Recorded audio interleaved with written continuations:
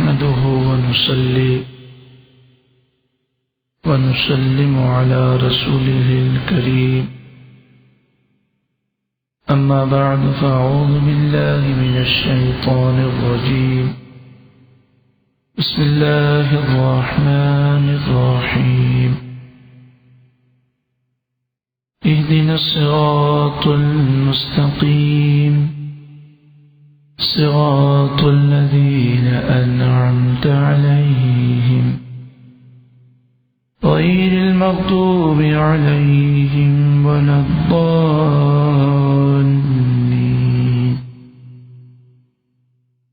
اللهم إنا نسألك العفو والعافية والمعافاة الدائمة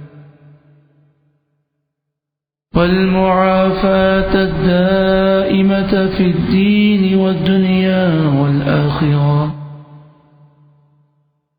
اللهم اشغل جوارحنا بطاعتك وقلوبنا بمعرفتك واشغلنا طول حياتنا في ليلنا ونهارنا وألحقنا بالذين تقدموا من الصالحين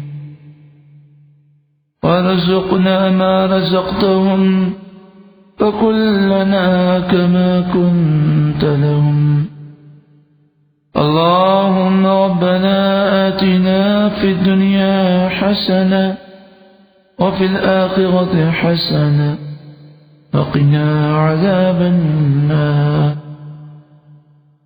اللهم ارزقنا شهادة في سبيلك واجعل موتنا في بلد حبيبك صلى الله عليه وسلم اللهم مقلب القلوب ثبت قلوبنا على دينك اللهم مصرف القلوب صرف قلوبنا على طاعتك فسهل يا إلهي كل صعب بحرمة سيد الأبرار الساخر اللهم ربنا يسر لنا أمورنا كلها رب يسر ولا تعسر وتمم علينا بالخير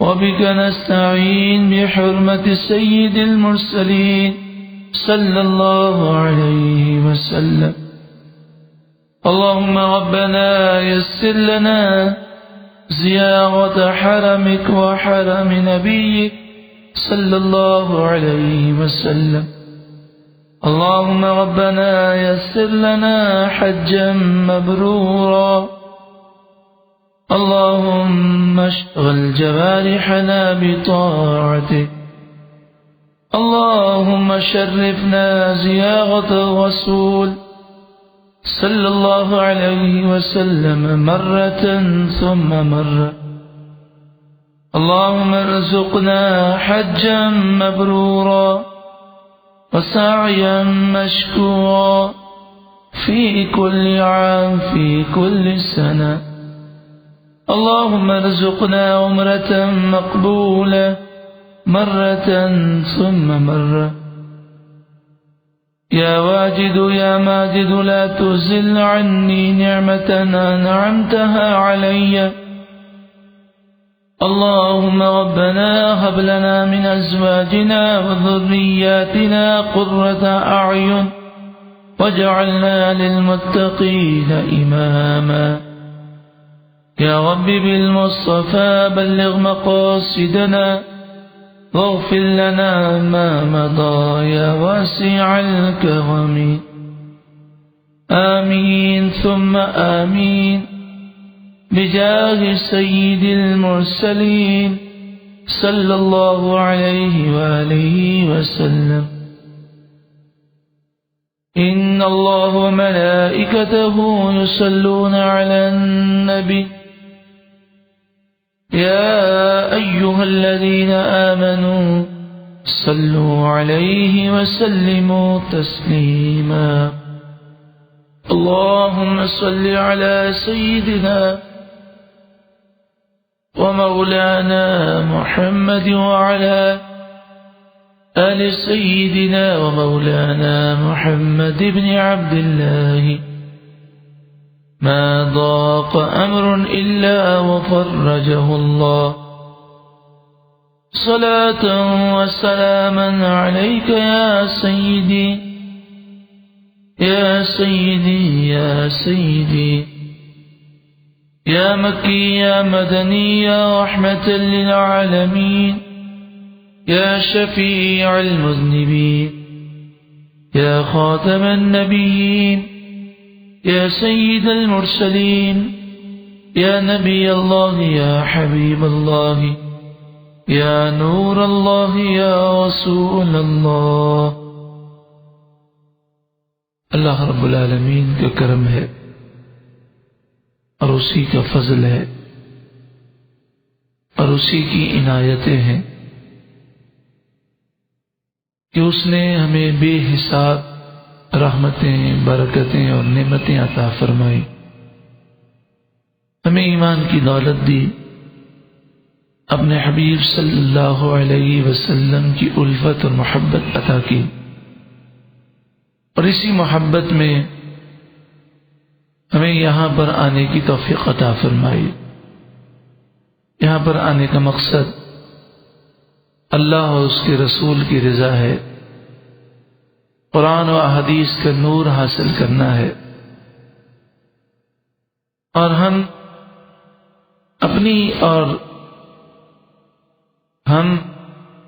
اپنی اصلاح کے لیے اور اس خیال کے ساتھ ہمیں اس معاشرے کی برائیوں کو دور کرنا ہے، یہاں پر جمع ہیں. اللہ تعالیٰ کا ہم شکر ادا کرتے ہیں کہ اس نے ہمیں یہاں جمع ہونے کی توفیق عطا فرمائی. آج جس عنوان کے تحت ہم جمع ہیں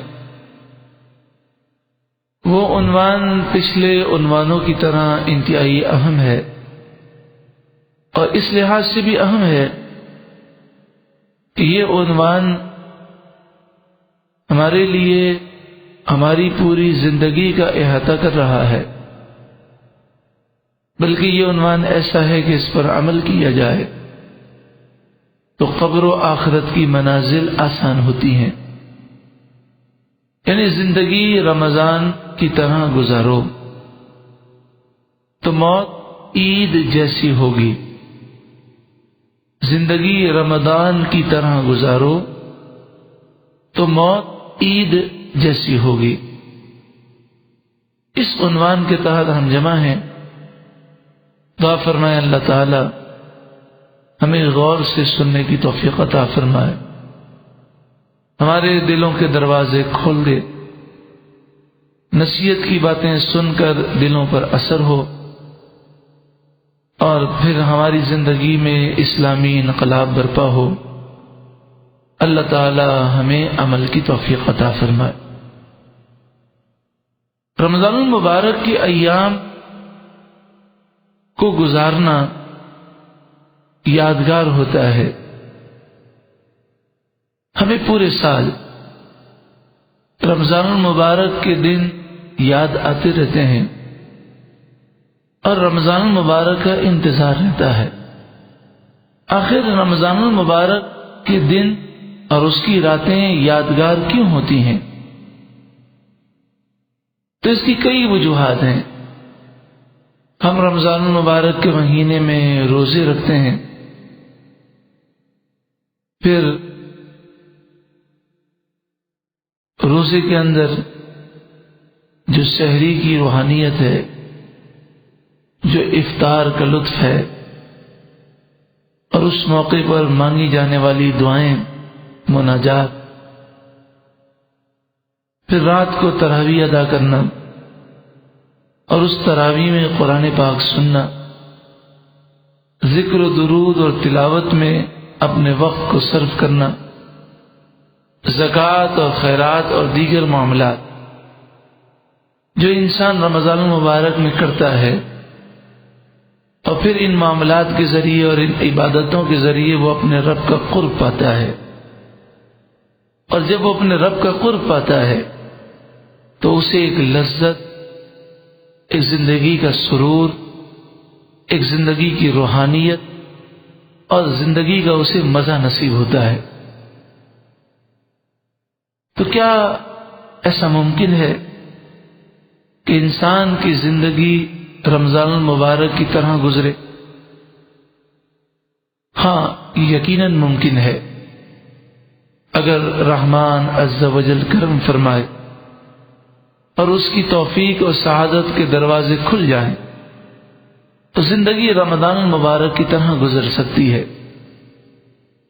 کیونکہ رمضان المبارک میں بندہ رب کی فرمانبرداری کرتا ہے، عبادت کرتا ہے، دن اس کا روزے سے گزرتا ہے، رات اس کی اللہ کی عبادت میں گزرتی ہے، تو اللہ کی طرف سے انوار و تجلیات کی بارشیں ہوتی ہیں اور وہ دل میں سکون، چین پیدا کرتی ہیں۔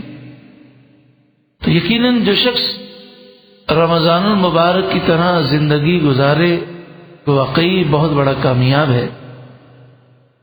زندگی رمضان کی طرح گزارنے کے لیے ہمیں یہ غور کرنا ہے کہ کون سی چیز رکاوٹ ہے کہ ہم رمضان کے علاوہ 11 مہینے رمضان کی طرح گزار نہیں سکتے۔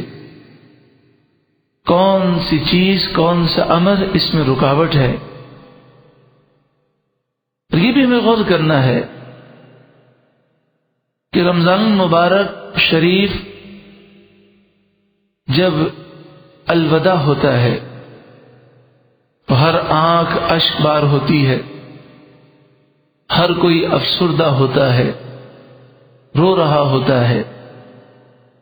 معتکف جس نے 10 دن مسجد میں گزارے ہوتے ہیں اسے مسجد سے اتنا پیار ہوتا ہے، اتنی الفت ہوتی ہے کہ بسا اوقات وہ مسجد کے در و دیوار کو دیکھ کر افسردہ ہوتا ہے کہ اب یہ بہاریں مجھ سے چھوٹ جائیں گی۔ رمضان جب گزر جاتا ہے تو رمضان میں گزارے ہوئے لمحات یاد آنے پر وہ بے قرار ہو جاتا ہے، اسے نعمت کی قدر ہونے لگتی ہے اور وہ کہتا ہے کاش رمضان رخصت نہ ہوتا، کاش ساری زندگی رمضان ہوتا۔ یہ ساری رحمتیں، برکتیں، ندامت کے آنسو، احساس نعمت، یہ سب کچھ آخر سے کیوں ملتا ہے؟ جب ہم یہ سمجھنے میں کامیاب ہو جائیں گے تو پھر یہ بات بھی سمجھ میں آ جائے گی کہ زندگی رمضان کی طرح گزارنے میں کیا چیز رکاوٹ ہے۔ کبھی ہم نے غور کیا ہے کہ رمضان کی یہ بہاریں ہمیں کیوں ملتی ہیں؟ رمضان میں شیطان بند ہوتا ہے، ہم شیطان کی باتوں پر عمل نہیں کرتے، ہم نفس کی مخالفت کرتے ہیں، ہم اپنے آپ کو گناہوں سے دور رکھتے ہیں اور نیکیوں کی طرف آگے بڑھتے ہیں۔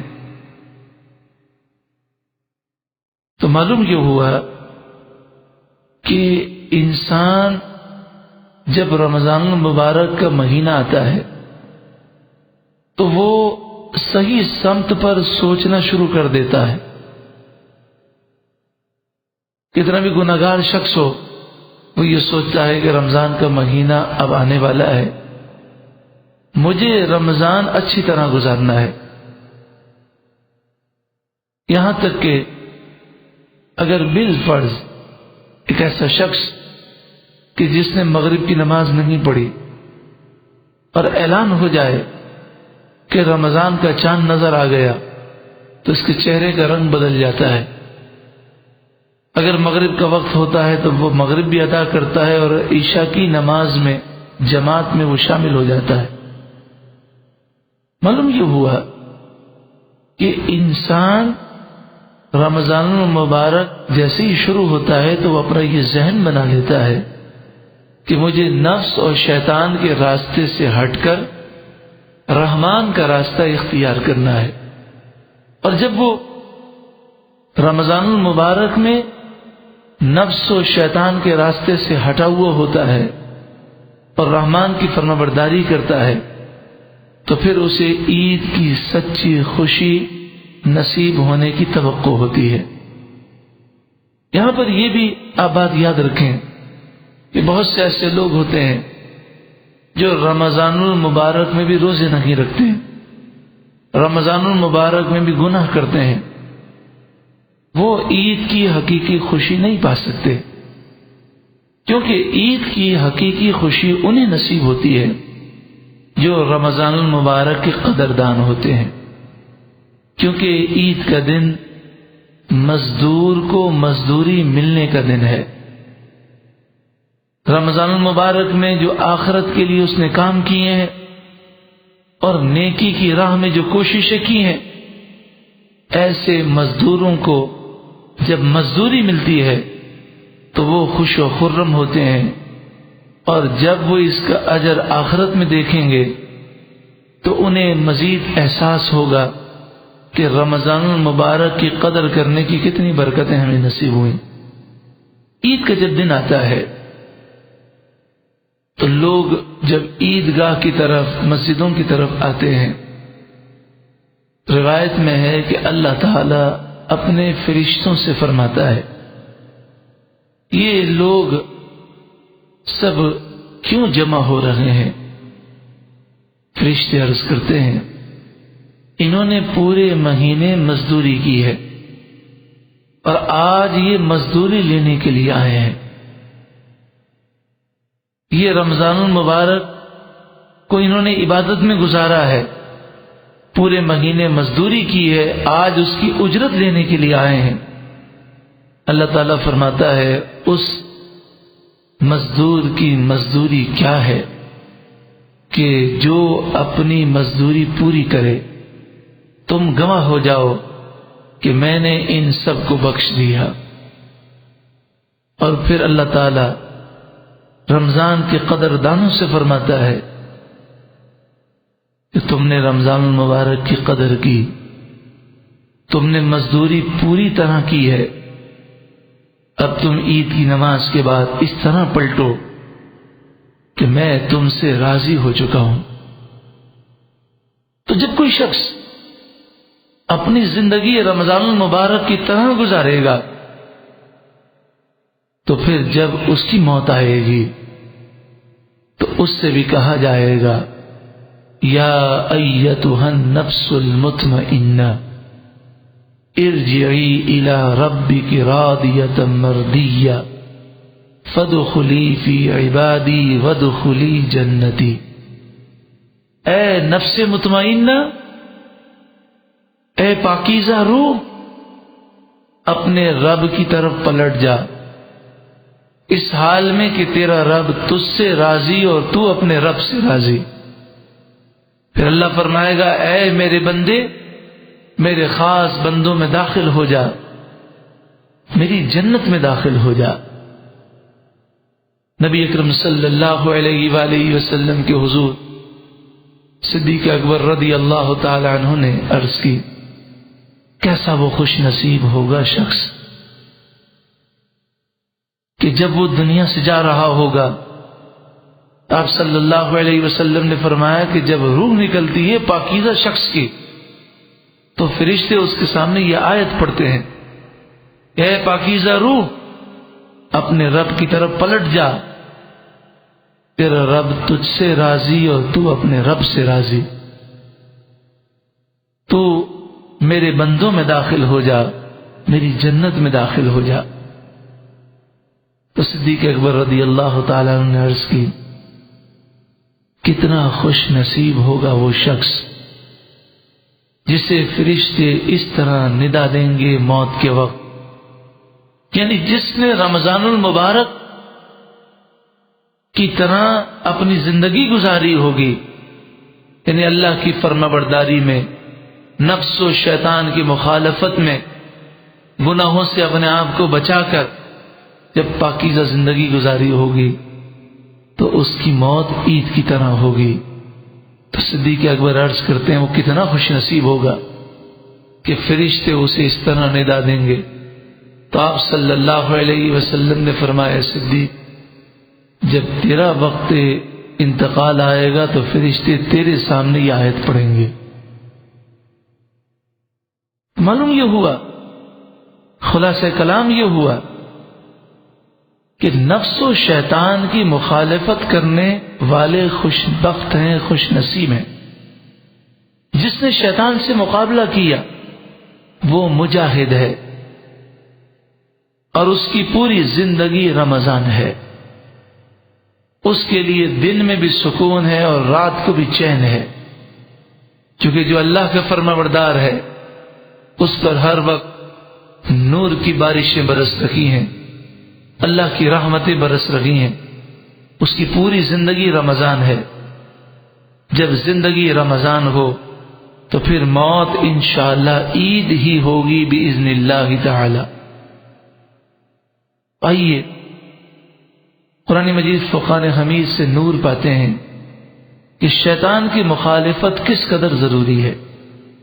یعنی وہ سوال ذہن نشین رہے کہ رمضان کے بعد ہم رمضان جیسی زندگی کیوں نہیں گزار سکتے؟ شیطان کی باتیں ماننے کی وجہ سے۔ تو اگر ہم شیطان کی مخالفت کریں گے تو ہماری زندگی رمضان کی طرح گزرے گی اور موت انشاءاللہ عید کی طرح ہوگی۔ تو آئیے قرآن پاک سے نور پاتے ہیں کہ شیطان کی مخالفت کس قدر ضروری ہے۔ سورہ فاطر آیت نمبر 6 میں ارشاد ہے ان الشیطان لکم عدو، بے شک شیطان تمہارا دشمن ہے، فاتخذوہ عدوا، تو تم بھی اسے اپنا دشمن سمجھو۔ یعنی جسے دشمن سمجھا جاتا ہے اس کی باتیں نہیں مانی جاتی، اس کی مخالفت کی جاتی ہے۔ تو اے لوگوں شیطان تمہارا دشمن ہے، تم اس کی مخالفت کرو۔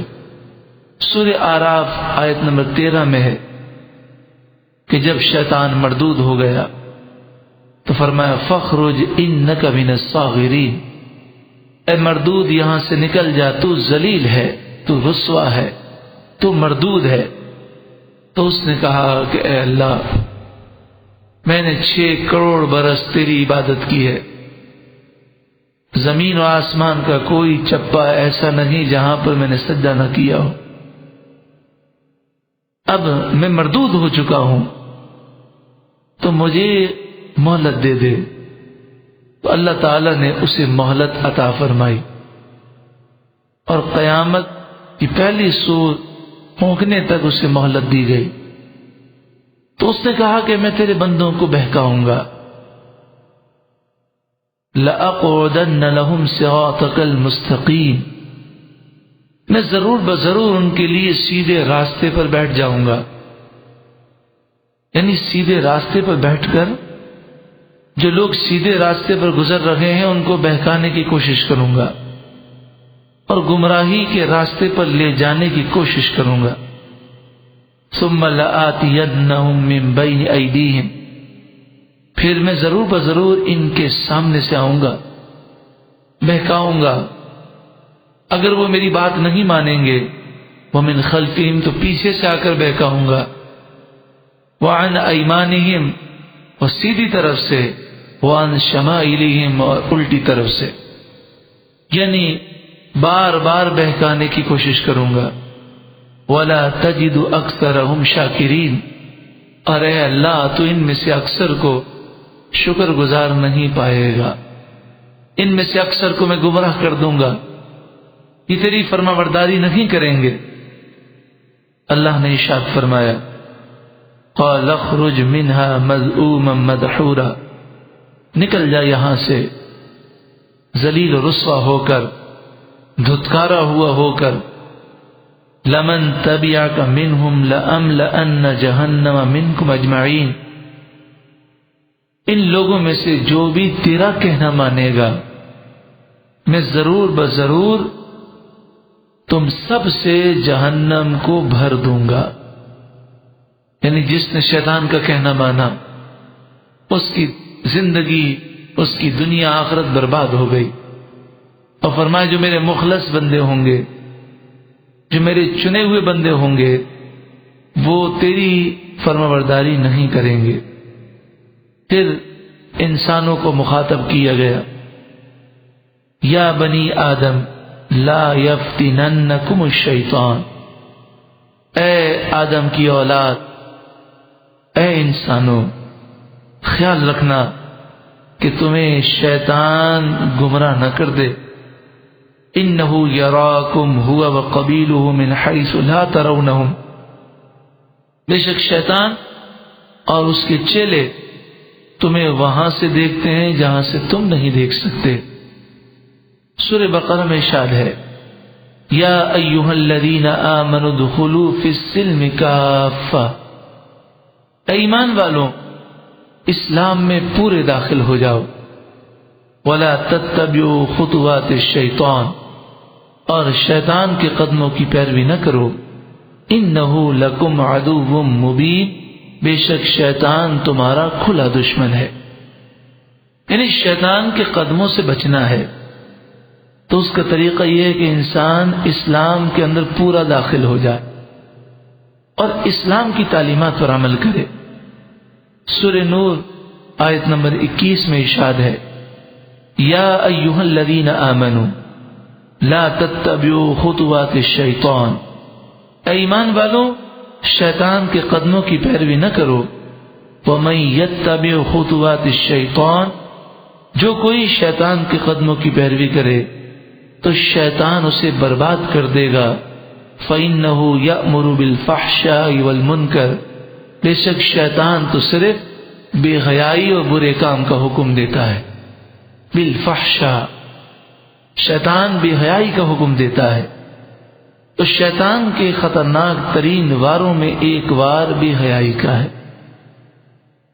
جب مسلمانوں میں بے حیائی عام ہو جائے تو مسلم امہ برکتوں سے محروم ہو جاتی ہے۔ پھر مسلم امہ میں آپس میں قتل و غارت گری ہوتی ہے، پھر موتوں کی کثرتیں ہوتی ہیں، پھر اس قوم کا، مسلم امہ کا روب دبدبہ ختم ہو جاتا ہے، پھر جذبہ ایمانیت میں کمی آ جاتی ہے، وہ جوش و وہ ولولہ چلا جاتا ہے، کیونکہ یہ بے حیائی ایک دیمک ہے جو ہمارے ایمان کو کھاتی ہے۔ عقید جہاں صلی اللہ علیہ وسلم نے فرمایا، الحیاء من الایمان، حیا ایمان میں سے ہے، حیا ایمان کا جز ہے، جو حیادار ہے وہ ایماندار ہے۔ تو شیطان مختلف انداز سے لوگوں کو ورغلاتا ہے اور بڑی عجیب و غریب باتیں ان کے ذہنوں میں ڈالتا ہے، بے حیائی وہ میں مبتلا ہوتے ہیں اور پھر وہ شیطان کی باتوں میں آ کر جھوٹی تعویلات کرتے ہیں۔ نہیں جناب، اتنی سختی نہیں ہے اسلام میں۔ ان کی زبان پر شیطان یہ جملہ جاری کر دیتا ہے، جدت ہونی چاہیے، زمانے کے ساتھ چلنا چاہیے۔ اس 1400 سال پرانے دور یعنی صحابہ کرام کے دور کی باتیں آج کے دور میں فٹ نہیں ہو سکتی، نعوذ باللہ من ذالک۔ دل کا پردہ ہونا چاہیے۔ ہم کسی کو دیکھ رہے ہیں تو ہماری نیت تھوڑی خراب ہے، یہ تو مولویوں کی باتیں ہیں، وہ ڈراتے رہتے ہیں کہ اگر بدنگاہی کی تو آنکھوں میں کیل ٹھونکے جائیں گے، پگھلا ہوا سیسا ڈالا جائے گا، یہ ہوگا وہ ہوگا، یہ ڈرانے والی باتیں ہیں۔ دین اسلام بڑا ہی سافٹ مذہب ہے، بہت نرم ہے۔ یہ تو مولویوں کی دکیا نوسی باتیں ہیں۔ یہ انسان جو بول رہا ہوتا ہے یہ وہ نہیں بول رہا ہوتا، اس کی زبان پر شیطان بول رہا ہوتا ہے۔ شیطان مختلف طریقوں سے ہیلے بہانے کرواتا ہے۔ کسی مذہبی آدمی کو کوئی دیکھ لے اور وہ گناہ کر رہا ہو تو شیطان لوگوں کی زبانوں پر یہ جملہ جاری کر دیتا ہے کہ جناب دیکھیں یہ بھی تو یہ کر رہے ہیں، تو یہ جب دودھ میں پانی ملا رہے ہیں تو کیا ہوا، ہم بھی ملا رہے ہیں۔ یعنی شیطان کا وار کتنا خطرناک ہے. یعنی لوگ سوچتے نہیں ہیں کہ اگر یہ مذہبی کہلانے والا، مذہبی حلیے والا اگر دودھ میں پانی ملا کر حرام کام کر رہا ہے تو کیا میں اس کو دیکھ کر حرام کام کروں گا تو میں قبر و آخرت کے عذاب سے بچ جاؤں گا؟ کیا قیامت کے دن مجھ سے یہ سوال ہوا کہ تو نے حرام کام کیوں کیا تو میں یہ کہہ سکوں گا کہ فلاں نیک آدمی نے یا بظاہر نیک آنے والے نے یا مذہبی حلیے والے نے یہ کام کیا تھا تو میں نے بھی کر دیا، تو کیا اس جملے سے مجھے نجات ہو جائے گی؟ اور 1400 سال پرانے دور کی باتیں جب شیطان یہ کہتا ہے تو انسان سوچتا نہیں ہے کہ 1400 سال پہلے جو دور تھا یہ مسلمانوں کے عروج کا دور تھا. مسلمانوں کی جتنی ترقیاں ہوئی ہیں اسی دور میں ہوئی ہیں. بڑی بڑی سپر طاقتوں کو انہوں نے زیر کیا ہے تو اسی دور میں. آج ہم باقی ہیں دنیا میں، اور آج اگر اسلامی ممالک موجود ہیں تو یہ صحابہ کرام کا صدقہ ہے. اگر 1400 سال پہلے صحابہ کرام کے دور کی باتیں کی جائیں اور ان کے نقش قدم پر ہم چلیں تو اس میں ہمارا نقصان نہیں بلکہ یہ تو ترقی ہے. اور جہاں تک تعلق ہے دل کے پردے کا تو شیطان کو ہم کیوں جواب نہیں دیتے کہ دل کا پردہ یہ عجیب و غریب بات ہے کہ صحابہ نے ازواج مطہرات سے پردہ کیا، ازواج مطہرات نے صحابہ سے پردہ کیا، حالانکہ دونوں کے دل پاک تھے. تو پردے کا تعلق ان باتوں سے نہیں ہے. اور جہاں تک تعلق جدت اور زمانے کے ساتھ چلنا ہے، قرآن ہمیں ارشاد فرماتا ہے یا ایھا الذین آمنوا ادخلوا فی السلم کافہ، ایمان والو اسلام میں پورے داخل ہو جاؤ. ہمیں زمانے کو اسلام کے مطابق کرنا ہے. اسلام و قرآن میں تبدیلی کر کے اسے زمانے اور لوگوں کے مطابق نہیں کرنا بلکہ زمانے میں اور لوگوں میں تبدیلی کر کے انہیں قرآن کے پیچھے چلانا ہے. شیطان بڑے عجیب و غریب وسوسے ڈالتا ہے. کبھی وہ لمبی امیدیں پیدا کر دیتا ہے اور کہتا ہے ابھی تو داڑھی شریف رکھنے کی کیا عمر ہے، ابھی نمازیں مسجد میں جا کر پڑھنا، پابندی سے نماز پڑھنا، حرام سے بچنا، گناہ سے بچنا، یہ ابھی ضرورت نہیں ہے. جب میں 60 سال کا ہو جاؤں گا اور جب میں ریٹائر ہو جاؤں گا، میرا کوئی کام نہیں ہوگا، تو پھر میں ہوں گا اور مسجد ہوگی. پھر دیکھنا میں تہجد بھی پڑھوں گا اور تہجد میں مسجد میں جاؤں گا، اشراق چاش پڑھ کے آؤں گا. پھر میں تو ہر وقت قرآن پاک پڑھوں گا. ابھی جب تک میری عمر 60 برس نہیں ہو جاتی مجھے دنیا دیکھنی ہے، دنیا کمانی ہے، مجھے اپنے مستقبل کو روشن کرنا ہے. شیطان لمبی لمبی امیدیں ڈالتا ہے. وہ کہتا ہے کہ ذرا پیسے جمع ہو جائیں، پھر حج ہو جائے تو میں 2-3 سال کے بعد جب حج کر لوں گا تو حج سے آ کر پھر داڑھی شریف رکھ لوں گا، حج سے آ کر میں نمازی بن جاؤں گا. ایک دفعہ میرے حج کی سعادت مل جائے تو اس کے بعد پھر میں حرام کام نہیں کروں گا، حرام نہیں کماؤں گا، گناہ نہیں کروں گا.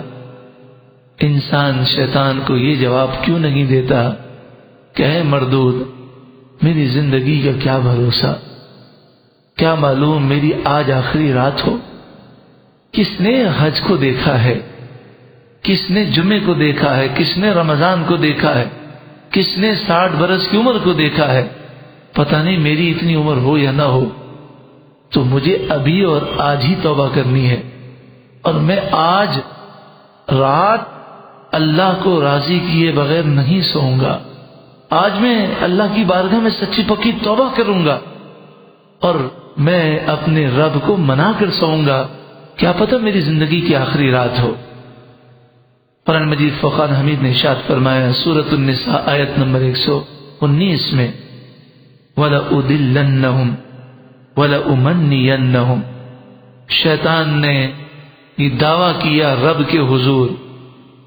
کہ میں تو گمراہ ہو چکا ہوں، میں تو جہنمی بن چکا ہوں، لیکن اے میرے رب میں تیرے سامنے قسم کھاتا ہوں، یہ بات شیطان نے کہی کہ میں ضرور بضرور سارے لوگوں کو گمراہ کروں گا، وَلَأُمَنِّيَنَّهُمْ، اور انہیں لمبی لمبی امیدیں دوں گا۔ تو یہ لمبی لمبی امیدیں جس نے ہمیں رمضان کی طرح زندگی گزارنے سے دور کر دیا۔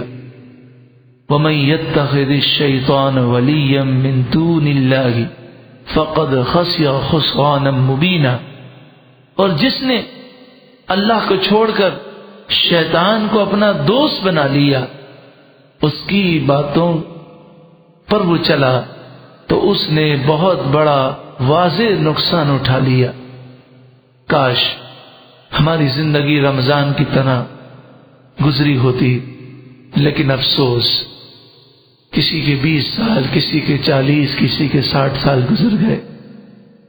اب جتنی زندگی باقی ہے ہمیں نہیں معلوم کتنی باقی ہے، لیکن جو گزری ہے افسوس یہ زندگی ہم نے رمضان کی طرح نہ گزاری۔ افسوس ہمیں رات گزارنے پر بھی افسوس ہے، ہمارے دن گزارنے پر بھی ندامت ہے۔ اگر آج ہمارا انتقال ہو چکا ہوتا اور آج ہماری نماز جنازہ ہو چکی ہوتی اور آج ہمیں قبر میں جانا ہوتا تو ہم نے اس کے لیے کوئی تیاری نہیں کی۔ اپنی موت کو عید بنانے کے لیے ہم نے کچھ بھی نہیں کیا۔ کامیابی کا معیار، ہمارے لیے کامیابی کا معیار وہ لوگ ہیں کہ جنہوں نے زندگی رمضان کی طرح گزاری، اور جب وہ اس دنیا سے گئے تو ان کی موت عید کی طرح ہوئی۔ دین میں بھی وہ کامیاب ہیں، دنیا میں بھی وہ کامیاب ہیں، اور آخرت میں بھی کامیاب ہیں۔ قرآن فرماتا ہے وَاتَّبِعْ سَبِيلَ مَنْ أَنَابَ إِلَيَّ، جو میری طرف رجوع لائے تو ان کے راستے پر چل۔ حضرت صہیب رومی آپ ہجرت کے لیے نکلے، کافروں نے آپ کو گھیر لیا اور کہا کہ ہم آپ کو مکے سے مدینے ہجرت نہیں کرنے دیں گے۔ تو حضرت صہیب رومی نے کہا کہ تم جانتے ہو کہ میرے پاس کئی تیر ہیں اور میں عرب کا بہترین تیر انداز ہوں، میں ہر تیر پر ایک شخص کو قتل کر دوں گا، اور تم جانتے ہو جب تک میرے ترکش میں تیر باقی ہیں تم مجھے نہیں پکڑ سکو گے۔ پھر اس کے بعد تم جانتے ہو کہ میں بہترین تلوار چلانے والا ہوں، جب تک میری تلوار ٹوٹے گی نہیں تم مجھ پر قابو نہ پا سکو گے، اور اس کے بعد تم قابو پاؤ گے۔ اس وقت تک میں کئی لوگوں کو قتل کر دوں گا۔ یا تو یہ کرنے کے لیے اگر تم تیار ہو تو ٹھیک ہے، ورنہ میں تمہیں دوسری بات بتاتا ہوں، وہ یہ ہے کہ میرا خزانہ ہے، میری زندگی کی ساری کمائی ہے، وہ میں نے مکے میں ایک جگہ میں دفن کی ہوئی ہے، میں تمہیں وہ مال بتا دیتا ہوں، تم جا کر وہ مال لے لو اور مجھے نبی صلی اللہ علیہ وسلم کی غلامی میں اور ان کی خدمت میں ہجرت کے لیے جانے دو۔ تو لوگوں نے کہا، کافروں نے، ٹھیک ہے ہمیں یہ سودا قبول ہے، ہمیں جگہ بتا دو۔ تو آپ نے جگہ بتا دی، کافر گئے، انہوں نے زمین کھودی اور سارا مال لے لیا۔ جب صہیب رومی نبی اکرم صلی اللہ علیہ وسلم کی خدمت میں حاضر ہوئے تو آپ نے فرمایا تم نے بڑے نفع کا سودا کیا ہے، تم نے بڑے نفع کا سودا کیا۔ یعنی انہوں نے زندگی رمضان کی طرح گزاری کہ اپنا سب کچھ اللہ اور اس کے رسول پہ قربان کر دیا۔ قرآن مجید فرقان حمید نے ارشاد فرمایا وَمِنَ النَّاسِ مَن يَشْرِي نَفْسَهُ ابْتِغَاءَ مَرْضَاتِ اللَّهِ، اور بعض لوگ وہ ہیں کہ جو اپنی جان کا سودا کرتے ہیں، اپنا سب کچھ بیچ دیتے ہیں اللہ کی رضا حاصل کرنے کے لیے۔ یہی وہ لوگ ہیں جو اللہ کی رضا پانے والے ہیں۔ واللہ رؤوف بالعباد، اور اللہ اپنے بندوں پر مہربان ہے۔ حضرت سعد بن معاذ رضی اللہ تعالی عنہ، آپ نے غزوہ بدر کے موقع پر ایک ایسا جملہ کہا کہ رسول اللہ خوش ہو گئے۔ آپ نے کہا یا رسول اللہ، ہماری جانیں، ہمارا مال آپ کے قدموں پر قربان ہے، آپ حکم تو دیجئے، ہم آپ کے حکم پر سمندر میں ہم چھلانگ لگا دیں گے۔ تو آپ نے دعا دی۔ اور دوسرا موقع یہ ہوا کہ جب یہودیوں نے نبی اکرم صلی اللہ علیہ وسلم کی گستاخی کا ایک جملہ کہا تو آپ نے فرمایا کہ اب آئندہ تم میں سے کسی نے یہ جملہ کہا تو میں اس کی گردن اڑا دوں گا۔ حالانکہ سعد بن معاذ کا کاروبار یہودیوں سے تھا پہلے، اور ایمان لانے سے پہلے سارے یہودی آپ کے جگری یار تھے، لیکن جب ایمان لے آئے تو آپ نے حضور کی محبت میں کسی کی پرواہ نہ کی، اور پھر آپ غزوہ خندق کے موقع پر شہید ہو گئے۔ زندگی رمضان المبارک کی طرح گزاری، نور والی زندگی گزاری، حضور پر اپنی جان کا نذرانہ پیش کیا تو قبر انور میں حضور نے خود رکھا، حضور نے خود غسل دیا انہیں، اور آپ قبر انور میں رکھ کر یہ دعا کرنے لگے، ان کی قبر میں انہیں رکھ کر یہ دعا کرنے لگے، اے اللہ میں سعد سے راضی ہوں، تو بھی راضی ہو جا۔ اور پھر زندگی جب رمضان کی طرح گزاری، اس سے بڑھ کر گزاری، تو موت عید کی طرح کس طرح آئی کہ پیارے آقا نے دعا کی اور حضور نے فرمایا کہ ان کی قبر اللہ نے تا حد نگاہ وسیع فرما دی ہے۔ ان کی روح جب عرش پر پہنچی تو عرش جھومنے لگا۔ حضرت سعد بن ربی غزوہ احد کے موقع پر نبی اکرم صلی اللہ علیہ وآلہ وسلم پر جان کو نچھاور کر دیا۔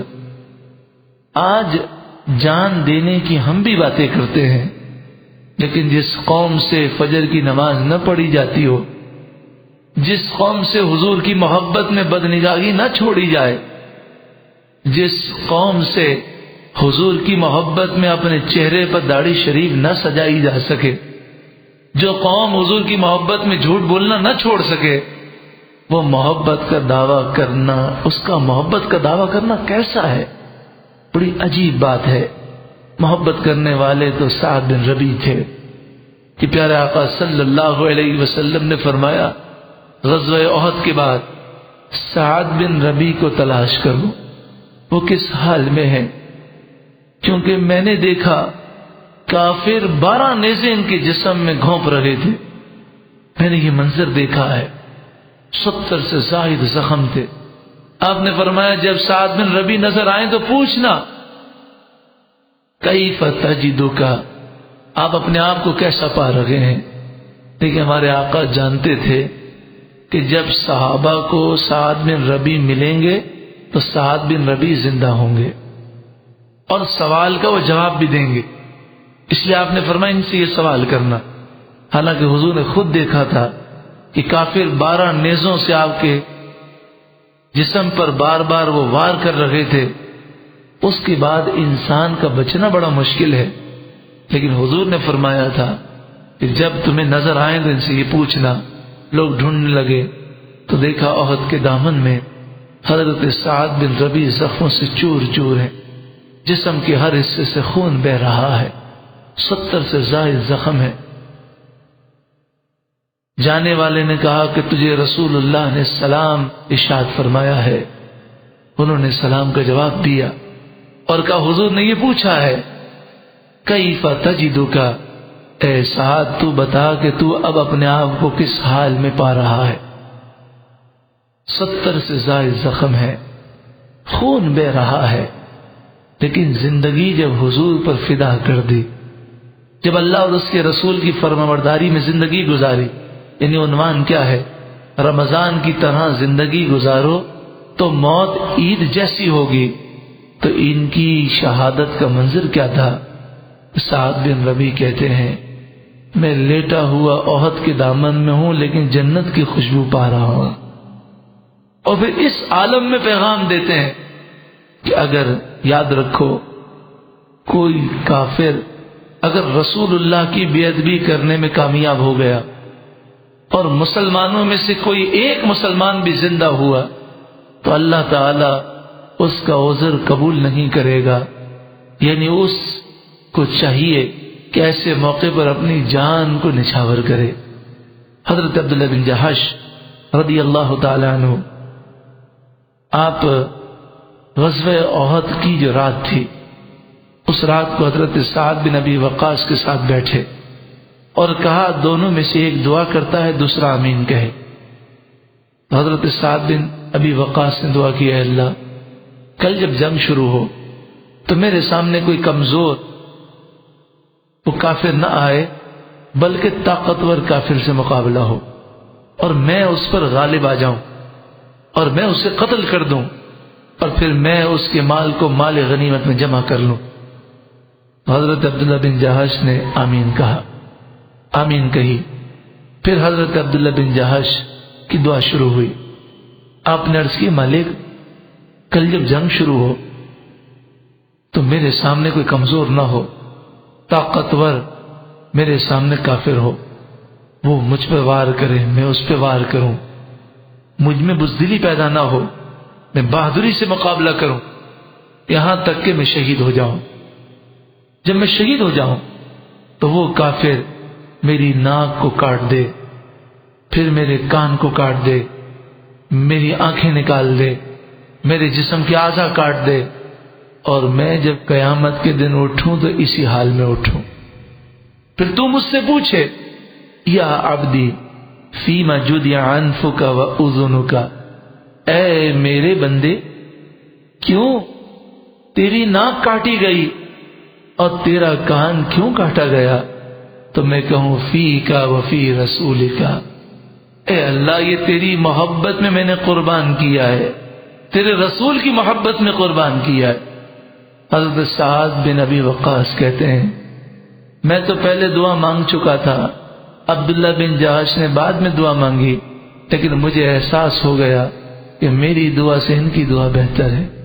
پھر دوسرے دن ایسا ہی ہوا، جب یہ سارے معاملات ہو گئے کہ آپ کا کان بھی کاٹ دیا گیا، آپ کی ناک بھی کاٹ دی گئی اور آپ شہید ہو گئے، تو میں نے کہا یہ دعا قبول ہوئی ہے تو اگلا جملہ بھی قبول ہی ہوگا کہ آپ نے کہا اے اللہ تو مجھ سے پوچھے کہ ایسا کیوں ہوا، تو میں کہوں تیری محبت میں اور تیرے حبیب کی محبت میں نے قربان کیا ہے۔ حضرت حنظلہ، آج شادی کا موقع آتا ہے تو شادی کے موقع پر کتنے گناہ کیے جاتے ہیں، شادی کے موقع پر کتنے دلہے اور دلہن ہیں کہ جو نماز کو قضا کر دیتے ہیں۔ یوں تو عام زندگی میں بھی لوگ نماز نہیں پڑھتے، لیکن بعض ایسے ہوتے ہیں نمازی بھی ہوتے ہیں لیکن شادی کے موقع پر نماز کی پرواہ نہیں ہوتی۔ دلہن صاحبہ میک اپ لگا کر کتنی کتنی نمازیں اپنی ضائع کرتی ہیں، احساس ہی نہیں ہے۔ عصر بھی گئی، مغرب بھی گئی، عشاء بھی گئی، اور پھر نیل پالش لگی ہوئی ہے اس لیے فجر بھی گئی، نعوذ باللہ من ذالک۔ بتائیے جس شادی کے موقع پر انسان نماز قضا کر دے، ہندوانہ اور یہودیوں اور عیسائیوں کی رسومات اور خرافات پر وہ چلے، گناہ کرے، ڈھول پیٹے جائیں، ٹنڈیاں راس ہو اور ناچ ہو، گانے ہو، عورتوں مردوں کے درمیان پردہ نہ ہو، نعوذ باللہ من ذالک۔ اتنے جب گناہ ہو، مہندی اور مایوں کی رسم ہو اس میں بھی گناہ ہو، میوزیکل پروگرام رکھے جائیں اس میں بھی گناہ ہو، اتنے گناہوں کہ جب بوجھ سر پر لاد دیے جائیں تو پھر گھرانہ خوشگوار زندگی سب کو کیسے نصیب ہوگی؟ جس کام کی بنیاد اتنے حرام کاموں پر ہو اس کام میں برکت کہاں سے ہوگی؟ لوگوں نے یہ سمجھا ایک قرآن خوانی کروا لی، ایک محفل کروا لی، بس اب ہم شادی میں جو کرنا چاہیں کریں۔ یہ کتنی عجیب و غریب بات ہے، اور پھر روتے ہوئے آتے ہیں کہ یہ ہو گیا وہ ہو گیا۔ یقیناً جو آدمی گناہ بھری زندگی گزارتا ہے وہ سکون نہیں پا سکتا۔ ایک تو آج کل کے دلہا اور دلہن کا یہ حال ہے، اور دوسری طرف حضرت حنظلہ ہے، جوان ہے، شادی ہوئی ہے اور شادی کی پہلی رات ہے، کمرے میں ہے۔ اب بتائیے شادی کی پہلی رات ایک جوان پر کیا کیفیت طاری ہوتی ہے اور کیا خوشی کے لمحات ہوتے ہیں کہ اسے اس خوشی میں کوئی چیز یاد نہیں رہتی۔ لیکن حضرت حنظلہ، ان کی زندگی وہ نورانی زندگی تھی، کاش ان کی زندگی سے ہمیں فیض ملے اور ہماری زندگی بھی رمضان کی طرح ہو جائے۔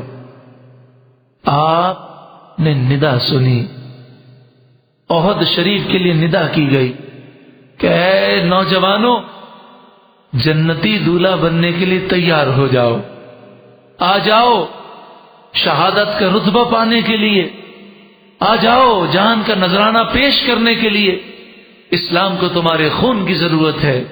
آپ نے جب یہ سنا تو اپنی نئی نویلی دلہن سے کہا کہ میں تجھ سے معذرت کرتا ہوں، میں تجھ سے معافی مانگتا ہوں، اب مجھے رب کا منادی بلا رہا ہے، اب میں رب کی طرف جا رہا ہوں۔ اور فوراً نکلے، سامان جہاد کو تیار کرنے لگے، جہاد میں گئے، شہید ہو گئے۔ شہادت کے بعد صحابہ کرام نے عرض کی، یا رسول اللہ، جتنے صحابہ 700 صحابہ جنگ میں شریک تھے سب مل گئے، کچھ شہید ہو گئے، کچھ زخمی ہیں، لیکن حضرت حنظلہ نہ زخمیوں میں ہے نہ شہداء میں ہے، ان کا جسم نظر نہیں آ رہا۔ تو قربان جائیے میرے محبوب کی نگاہوں پر کہ آپ نے آسمان کی طرف نگاہ اٹھائی۔ حضور وہ دیکھتے ہیں جو ہم نہیں دیکھ سکتے، اور جو کہے حضور ہمارے جیسے ہیں اور ہم حضور جیسے ہیں بہت بڑا نادان ہے۔ تو حضور نے نگاہ اٹھائی اور فرمایا آسمان و زمین کے درمیان فرشتے حضرت حنظلہ کو غسل دے رہے ہیں، جاؤ گھر میں جا کر پوچھو کہ حضرت حنظلہ کے ساتھ معاملہ کیا تھا۔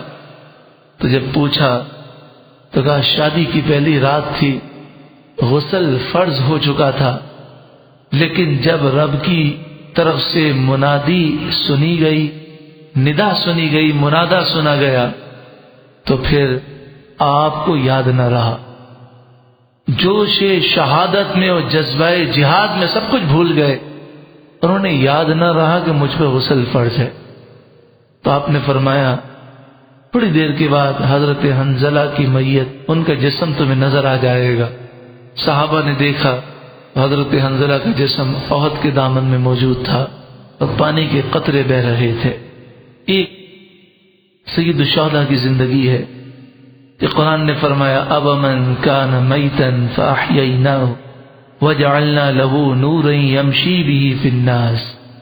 سید الشہداء کے بارے میں یہ آیت کریمہ نازل ہوئی کہ آپ وہ شخصیت ہے کہ ایمان لانے کے بعد آپ نور لے کر چلتے ہیں لوگوں کے درمیان، یعنی ایمانی نور کے ساتھ ایک پاکیزہ زندگی گزار رہے ہیں، دونوں ہاتھوں سے تلوار، دونوں ہاتھوں میں تلوار لے کر کافروں پر حملہ آور ہوئے، بدر کے میدان میں، احد کے میدان میں، اور جب شہید ہو گئے تو حضور ان کے جسم مبارک کو دیکھ کر، جسم کو دیکھ کر خوب رنجیدہ ہوئے، بہت زیادہ رنجیدہ ہوئے۔ تو جبریل آئے اور عرض کی یا رسول اللہ، حمزہ شہید ہو گئے اور آسمانوں میں حمزہ کے لیے ندائیں لگ رہی ہیں کہ حمزہ اللہ اور اس کے رسول کے شیر ہیں۔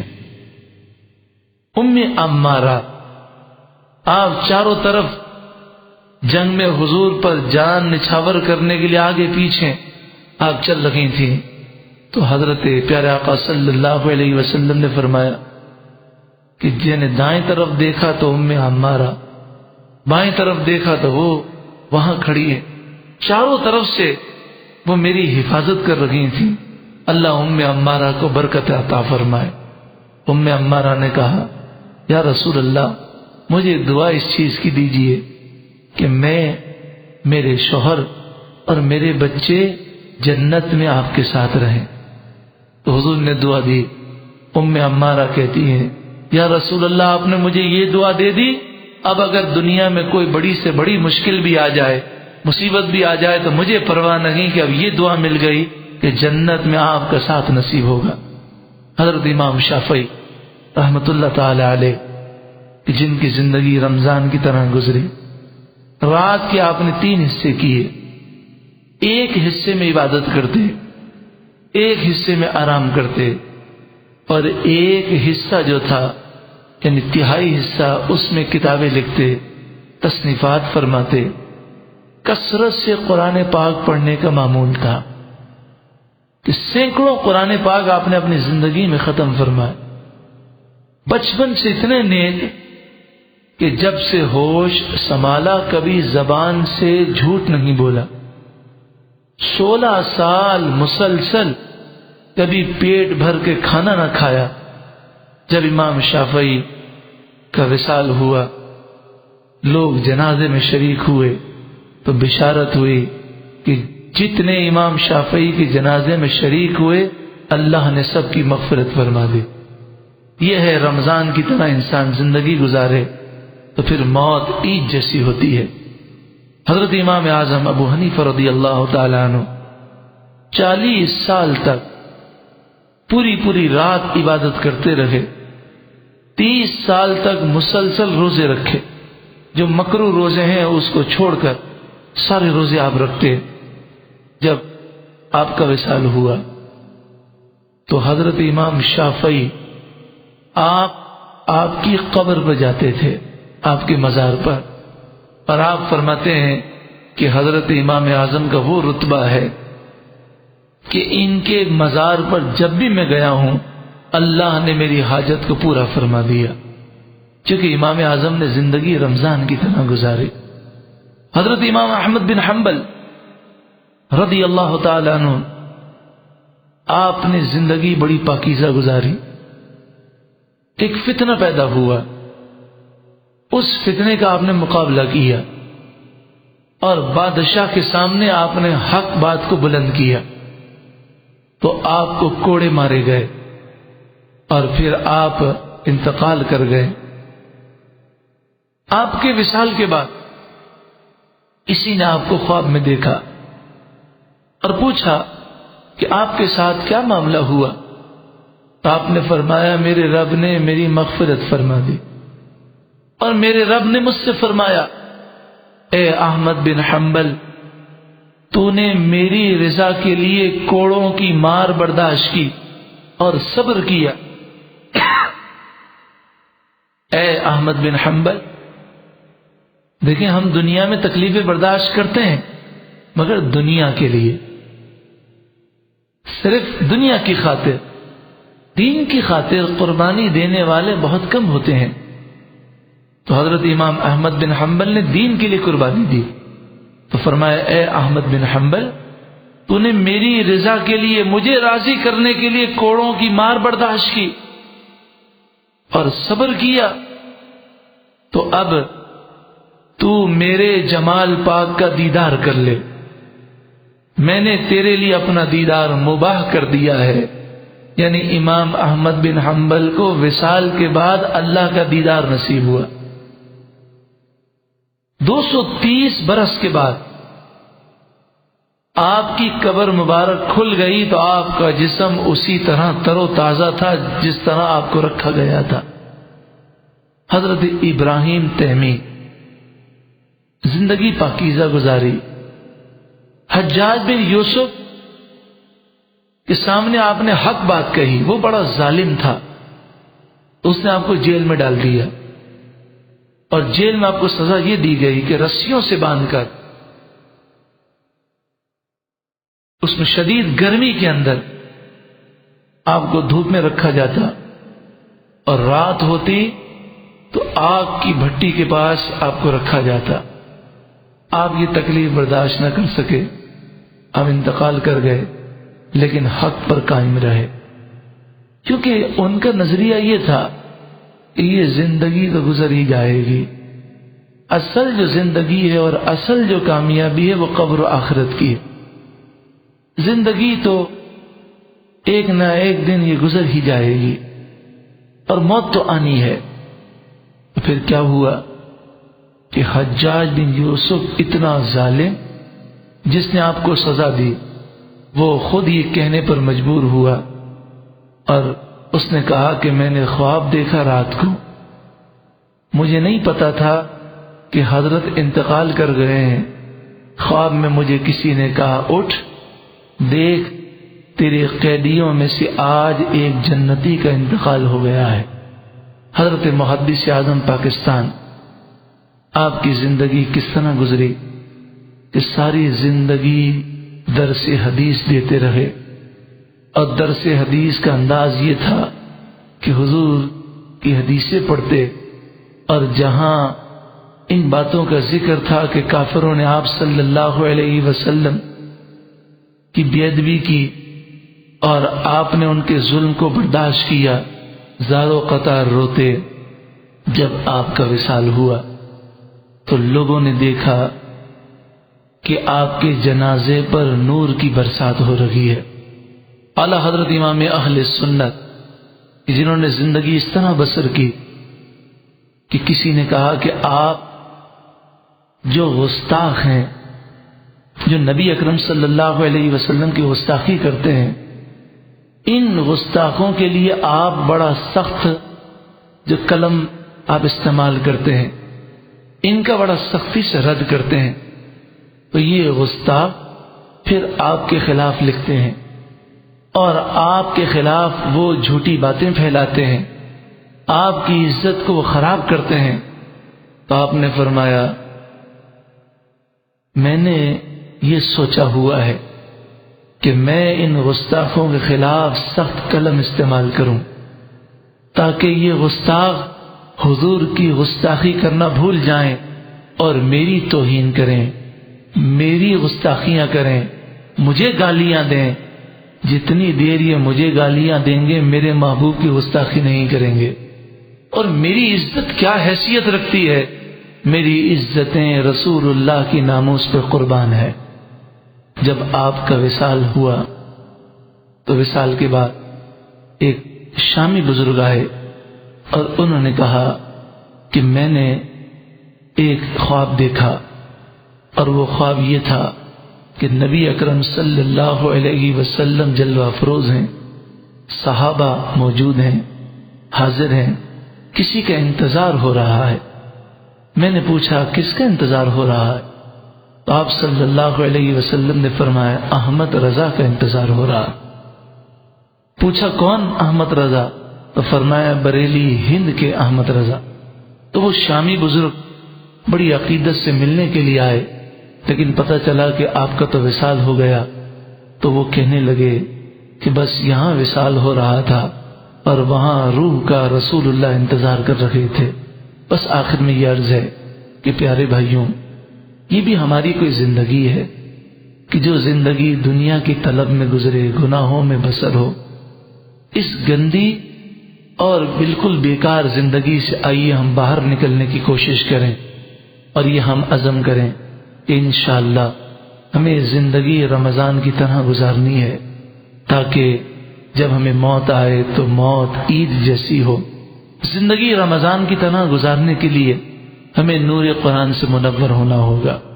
ہمارا سینہ جب قرآن پاک سے منور ہوگا، جب ہم قرآن پاک پر عمل کریں گے، حضور کی محبت ہمارے سینے میں ہوگی، تو انشاءاللہ ہماری زندگی رمضان المبارک کی طرح گزرے گی۔ الحمدللہ ہر جمعے کو رات 9:30 بجے سے لے کر 11:15 بجے تک باہر شریعت مسجد میں نور قرآن نشست ہوتی ہے۔ آپ سے گزارش ہے کہ اس نشست میں ضرور شریک ہوں۔ اور پھر یہ بھی عرض ہے کہ اگر ہم اپنی زندگی اعلیٰ بنانا چاہتے ہیں کہ قیامت کے دن ہمیں اعلیٰ اعزاز حاصل ہو، تو ہمیں چاہیے کہ ہم اپنی اولاد کی تربیت کی طرف توجہ دیں۔ کتنے خوش نصیب ہیں وہ والدین کہ جو اپنی اولاد کو اچھی تربیت دیتے ہیں۔ اللہ انہیں جزائے خیر دے کہ جو اپنی اولاد کو نور حمزہ میں داخل کرانے کی کوشش کرتے ہیں۔ کاش ہمارا بچہ بھی عالم دین بنے، نور حمزہ کا طالب علم بنے، ہماری بچی نور فاطمہ کی طالبہ بنے۔ پیارے محترم بھائیو، زندگی مختصر ہے، ایک نہ ایک دن ہمیں اس دنیا سے جانا ہے۔ دعا فرمائے اللہ تعالی ہم سب کو زندگی رمضان المبارک کی طرح گزارنے کی توفیق عطا فرمائے، اور جب ہمیں موت آئے تو اس حال میں آئے کہ اللہ راضی ہو، اس کے محبوب راضی ہوں، اور موت عید جیسی ہو۔ آمین ثم آمین۔